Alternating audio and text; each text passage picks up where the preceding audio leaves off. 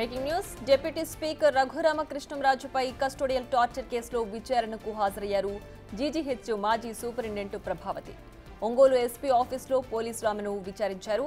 Custodial torture కేసులో Prabhavati A5 నిందితురాలుగా ఉన్నారు. తప్పుడు రిపోర్ట్ ఇవ్వడానికి కారణం ఏంటి అని ఆమెను ప్రశ్నించారు. తప్పుడు రిపోర్ట్ ఇవ్వమని ఎవరు సిఫారసు చేశారనే కోణంలో ఆమెను విచారణ చేసినట్లు తెలుస్తోంది. ఇప్పటికే ఫిబ్రవరి 7న ఒంగోలు ఎస్పీ దామోదర్ ఆమెను విచారించగా తాజాగా మరోసారి ఆమె విచారణకు హాజరయ్యారు.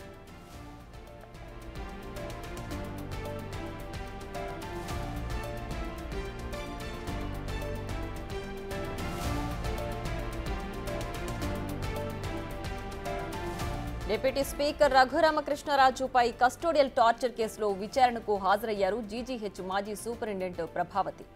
ఒంగోలు ఎస్పీ ఆఫీసులో పోలీసులు ఆమెను విచారించారు. కస్టోడియల్ టార్చర్ కేసులో ప్రభావతి A5 నిందితురాలుగా ఉన్నారు. తప్పుడు రిపోర్ట్ ఇవ్వడానికి కారణం ఏంటి అని ఆమెను ప్రశ్నించారు. తప్పుడు రిపోర్ట్ ఇవ్వమని ఎవరు సిఫారసు చేశారనే కోణంలో ఆమెను విచారణ చేసినట్లు తెలుస్తోంది.